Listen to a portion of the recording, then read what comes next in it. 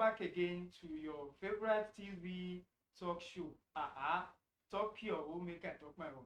Torí bá a bá dájọ́ ọjọ́ apé bá a dógbọ̀n oṣù àpèlé ńlá ṣe ní kẹ́gbélé ayé ṣe oore torí òun ayé abáyé lọ. Mo tún ti dé sórí ètò lénìí gẹ́gẹ́ bí a ti ń dé ẹ sì mọ̀ pé mi nìkan kọ́ mo wá àánú ń bẹ níbí pẹ̀lú mi torí bí gbìn mi bá fà ìkara wọn àánú àtẹ̀lé ni. Yeah, welcome to another edition of today's show. We are so grateful to God that we are here and you can meet us. We are here, you know, the special God of God. Ó tọ́pẹ́ torí àwa tá a ṣe báyìí lọ́sẹ̀ tó kọjá ńlá wá níbí lè ní báyìí tá a wá ń ṣe ẹ̀kú ilé o ṣé dáadáa la bá lé lọ́kùnrin lóbìnrin àti lọ́mọdé àti lágbàlagbà.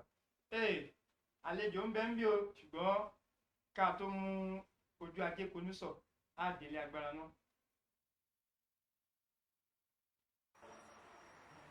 In life, you can never be too sure who to trust. This is the story of Mrs. Ungazi. Mrs. Ungazi just wants to use the ATM. Good afternoon, Mama. Let me help you out to your withdrawal. You don't need to stress yourself. Thank you, but I can handle it myself. The man is just being kind, right? He just wants to help, right? Wrong. All he needs is a good look at the pin. Will he succeed?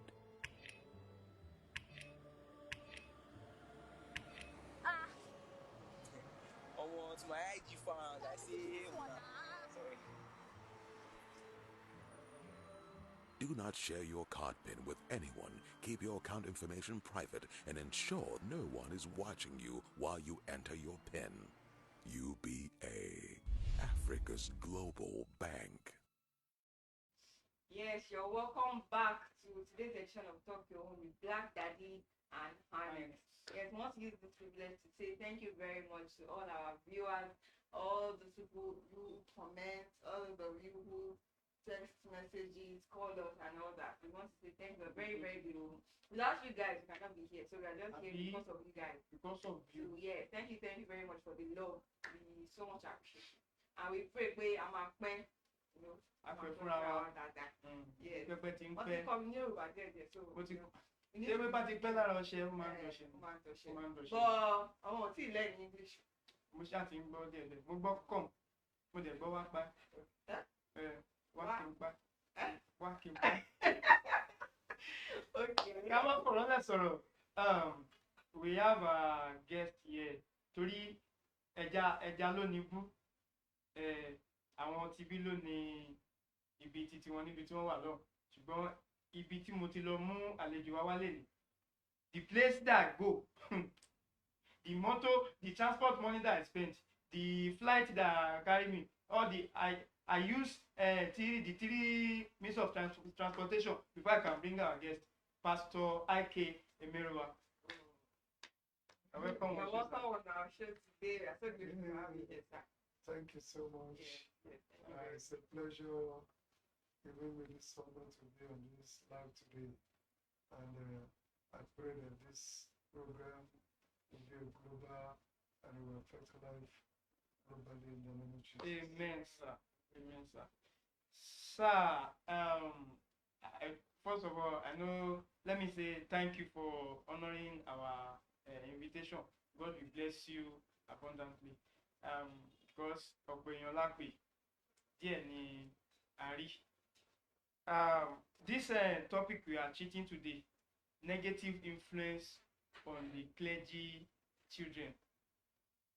Yeah, it's a very good topic, and I believe that the insights that God will give us through this topic will affect a lot of homes and a lot of clergymen, because all over the globe now, that's a major thing. Pastors, clergymen, you hear their children, their family, the influence they give to the world is nothing to write home about. But to go, because of our time, negative influence on clergy children, I want us to break it little by little so that we can have a better understanding.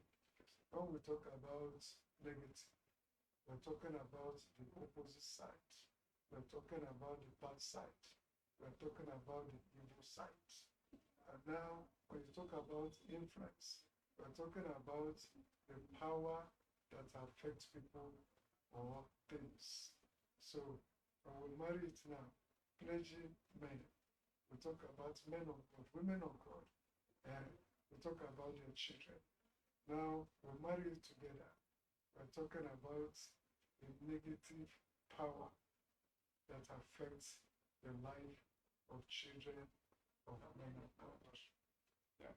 Sir, what did you think that is the cause going on? Because in this life there must be a root of something.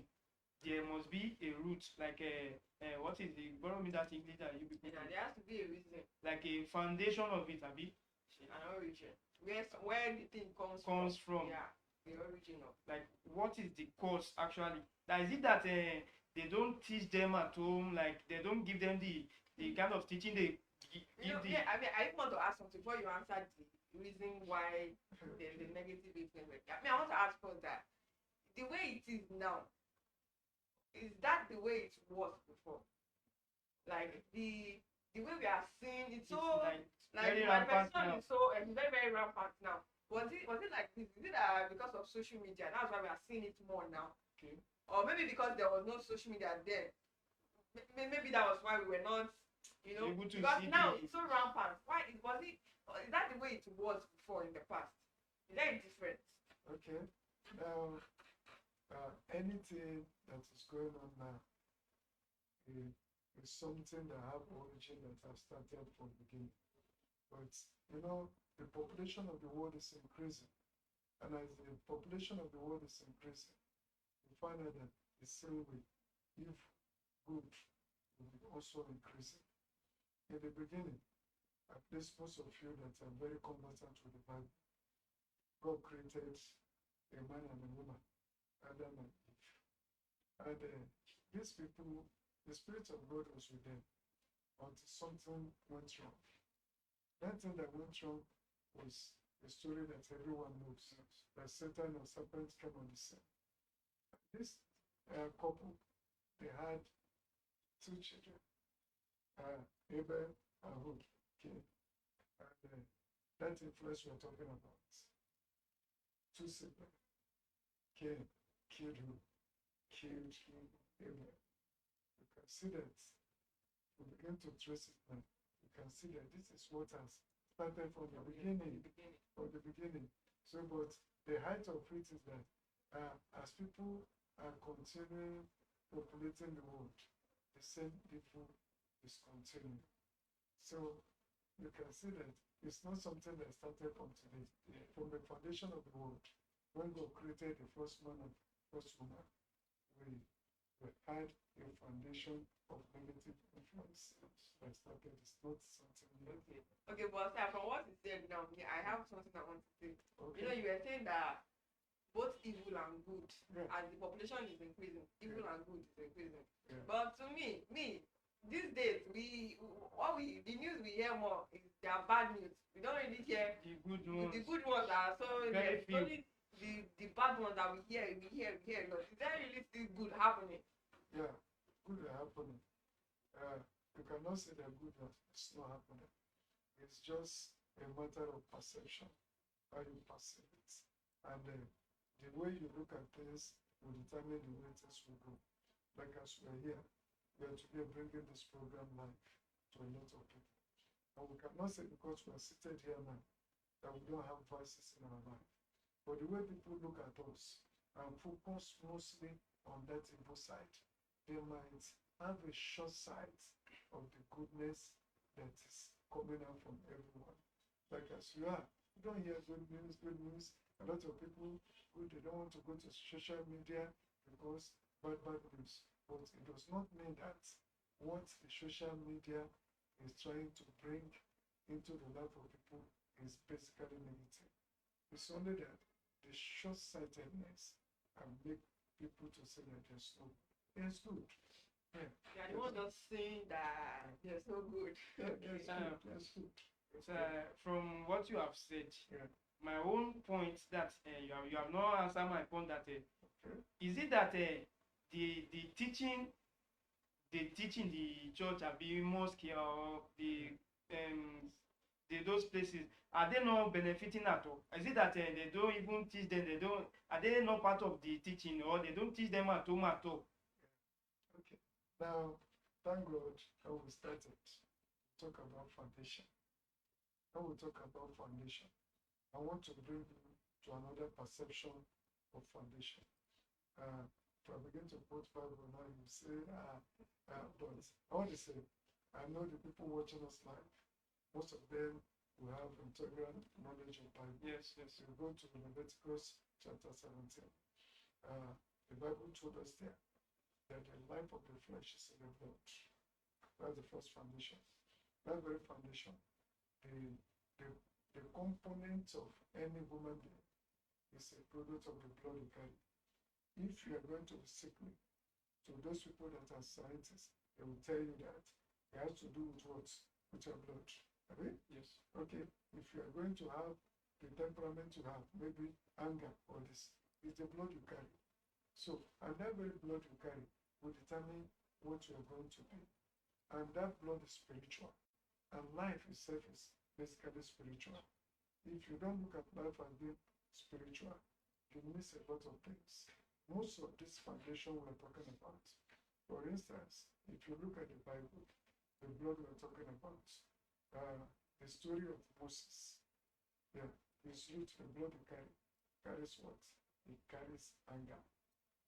And if you begin to check the roots, the same thing that happened to his grandparents, I mean, if you look at it, you find out that Levi, he had that temperament of anger. And the same thing now came to Moses. His own father married from the same tribe of Levi, and two of them joined together. And what did they beget? They beget anger. That anger began to run in the from the onset. If you look at the story of Abraham, you find out that Abraham, if you look at the Genesis chapter 20, Abraham told a lies. Right? He said, my wife is my sister. When you come down to chapter 26, Isaac also told a lie. That what? That the wife is what? Is also a sister. Down the lane again, we find out that Jacob had to tell a lie to do what? To steal the birthright of his brother. When you come down again, the children of Jacob told lies to do what? They told lies that an animal devoured their brother, that they sold to. Listen, you can see how the negative effect is from the blood is running. If we begin to decode it here, like someone like Judah. Judah was polygamous. From there, we're going to see it in the life of Jesse. From Jesse, he came to David. David was polygamous. From there, till now, he matured, he got big roots. Solomon now, from what? 300 wives to what? 700 concubines. Can you see the negative influence? It's running from the blood. So, and most of these men and women of God, they don't take note of this root, this blood we're talking about. Like, I'm here. When I was growing up, I had the challenges with my brain. I couldn't understand. I was just like a third student.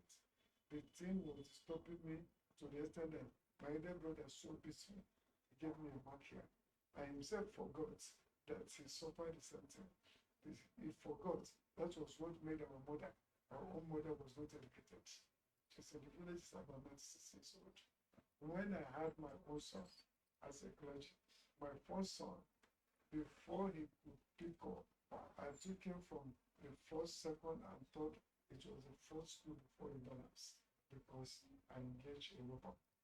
So most of the clergymen that you hear about them, most of them do not take cognizance about the spirituality of their life and their children. Yeah. Now, the other side, we say, is it that they are not being taught? That is why it is like that. Now, So, let's go for a break. When we come back, we'll We'll continue that continue conversation. from Even me, I'm there. already enjoying it. Even me. You see that the thing is entering my medulla pam person. Let's just go on the short day, please. Okay. I don't want to listen to that kind of thing. It's what? In life, you can never be too sure who to trust. This is the story of Mrs. Ungazi. Mrs. Ungazi just wants to use the ATM. Good afternoon, Mama. Let me help you out to your withdrawal. You don't need to stress yourself. You are my dear. And as my dear, you will now live the practical life. You and your wife, you will be fighting and cursing yourself in the presence of your children. You beat your children. And most of the time, the pastor is praying, and the son is watching. The pastor is complaining, my son, you don't read. But let me tell you, as your son seeing you reading before, why are you pinging? Why are you pressing the phone? That is what your child sees you do. And what they see you do is what they practice. And not only that they practice it is what is in you that you will give back to. If you're a wicked man or a wicked woman, definitely your children don't need to let it. That influence, that negative influence will enter their life. You don't teach them how to curse. You don't teach them how to fight. You don't teach them how to do those things that are negative, because that is the product of your life. So you are their first teacher. If you call somebody and tell them, please come and talk to my children. I heard a story of a woman, one of the big churches in Nigeria. One of the children of one of the church members, those children were very naughty and wayward. And he brought them home. Said, please come and talk to my children. And he talked to the children. After talking to the two children, the last one said, Mommy, I have something to say. Don't go. Our mother has been saying, don't do this, don't do that. You see this thing we are doing. It's what we see in the life of our mother. Our mother bring men friends to this place. When our daddy is not there. And the big moment could not say anything. She was shocked. So what is in the life of parents will definitely affect the children. Somebody say that you can't Yes. give what you don't have. Yeah. So if you're a prayerful parents, your children will have the tendency to be prayerful. If you are godly, your children will have the tendency to be godly. But yet, there are situations at times it doesn't go that way. You see some parents, like myself as an example, I've pastored going to 20 years now. In the 10, 12 years I pastored in the church before we started ours, I never had time for my children. My children I never had time for them. I don't do morning devotion, I don't do that. Nothing, I don't teach them until when I came to myself. Now, I said, I have to start charity at home. I began to teach my children, began to tell them, this is what Proverbs said. Solomon said, this is the bad friend you must not make. You must not do this and that. I began to tell them, even as of last night, 9 to 10, we had a family a prayer meeting. There, I talked to them, I was teaching them. A lot of men of God and women, they teach other people. Yeah, I think And what happened? that's a very They important don't thing. at home. They don't have time for their home. They don't have time. They are busy taking care of other people's children, but they leave their own home. They neglect their own. You look at Moses. Do you hear anything about his own children? You didn't hear, because he never had time for his children. A lot of these men of God, they neglect their home. So if you see a clergyman, a man of God, a woman of God, that their children later become pastors, it's a big work. Most of them neglect their children. They are not there. They are busy developing They're other busy children catering for other people. while their own is spoiling. So it's a food for thought for men of God that, one, have time for your children, because if you don't have time to teach them, he said, train up a child the way we go. And when they do what? When they grow up, they will not depart from me. Most of us, that's what we are today. We learn it from our parents. I have an example when I used to be very small. My mother reared goats. And when the goats, they breed up to 20, she would point the fattest goat, the goat. He said, carry it to our pastor. I said, Mommy, why? He said, that's my first fruit. I said, why? So why is pastor The going to bigger church one. the biggest one? He said, come on, what do you know? Nonsense. Will you go and carry? We'll carry this when we reach there. And we'll drop it to the same worker to the pastor. We are busy training this thing, and you now are going to eat. And this thing continued, and I began to learn about it. Today it's not a big thing for me to give my first fruits. Yeah. So most of this is Okay. I want to ask this like a question. okay. Because when I was in school, Okay. I had some friends that are Okay. children of pastors. Okay. They are like whenever they're like scared of, I don't know how to put it, maybe they're like scared of their parents. I don't get it. They're not their self. Yeah. They're not their real self with their Yeah. parents. Yeah. Sometimes some of them will say, please let me hold my phone. Some of them will keep some of the things on their phone. Some of the pictures on their phone, we keep it on my own phone because the parents Check. coming, and the parents will check their phone. Okay. Okay. Some their parents will call Yeah. and ask that, what did you study in Bible study? What is the topic? What is they monitor? I don't know. They monitor They them. monitor them too much, and they are still spoiling, and the parents don't know about it. They are not their real self. Because they are hiding it. Yeah. You see, now what you're saying, it goes on, like I told you, when I pastored in the first church before we started our. I had issues like that. When I come back to the house, immediately I get to the house, my children see me as the lion of the children of the house. What happened? They look at me as daddy has come home, and why? Everybody will run back to their distance. They are not their self. Because one, the way you portray yourself to your children, you're supposed to be that closeness. That closeness, the children are not supposed to. There's a different thing between respect and fear. Fear is not godly. Fear is from the devil. Yes. The children are not supposed to fear you. They should reverence you. They should have a respect, honor you. That this thing is wrong. Not that they should fear you. Yes. They should not do that. They are supposed to be that closeness so that you can know the heart of your children. Your children can tell you things. Before, it wasn't like that. Like, now I come home, I discuss with them. They are now free. I said, talk to me. Please, forget that past. That my daughter, she's about 12 years. She came back. I said, Mommy and Daddy, I want to talk to you. I said, what happened? He said, I passed one at the street. I see one uncle. He was telling me, say, come on, fine girl, fine girl, I will take care of you. I said, is that what he said? I said, don't. I said, your body is the temple of God. Immediately you divide yourself. The content of your life I began to tell her, say, don't do that, don't do that. From there, I called the elderly one. I said, this is your sister. Never have that type of thing with her. I began to tell them. They said, hey, they began to ask me, but before it was not like that.